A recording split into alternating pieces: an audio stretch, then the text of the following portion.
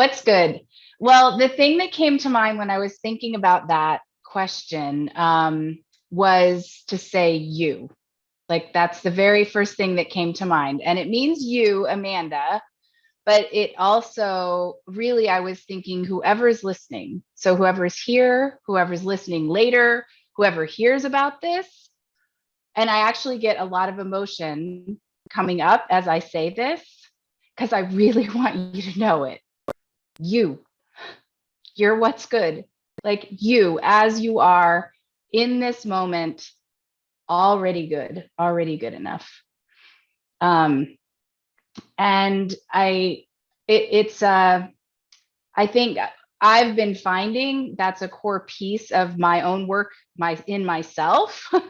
But it's also a core piece of what I want to share at this time, what you were talking about at this moment in history. So many of us who are recovering saviors, as you mentioned, a lot of that is often coming out of, I'm trying so hard to be good. I'm trying so hard to do good.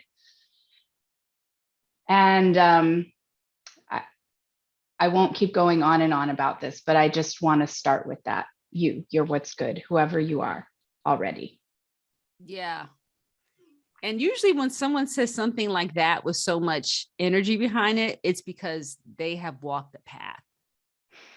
This is not a theoretical question. This is like, it's been so tell us whatever you feel comfortable with, tell us about how you had to walk a path through something to be willing to say that you are good already. Yeah, I'm still walking the path. But one of the things that happened for me recently related to this was I was getting coached.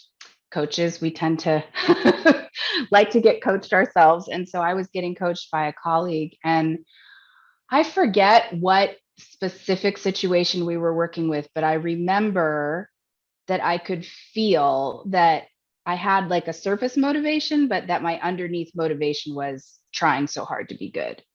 And I was feeling like I was failing. And I could feel in my body the energy was like tight. It was like a leaning forward, like I'm trying, it's so much effort. I'm trying so hard. And I started crying like I'm failing. And she asked me this beautiful question. She said, okay, like I hear that. What would happen if you leaned back into goodness? Whoa. And I mean, you can see it in my body now if you're watching me on the screen, but I could feel that immediately, the difference of leaning back into goodness versus trying so hard to be good. So, I mean, I come from a very conservative evangelical Christian background. There's a lot of good, bad in there in the name of love and with a lot of good intention. But it's pretty deeply embedded in me.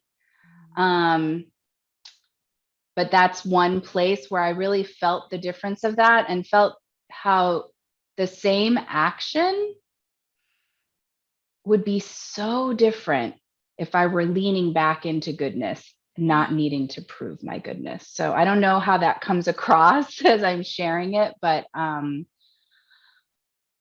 it really, I could feel such a shift in my heart, in my energy, in my body, and in what was possible.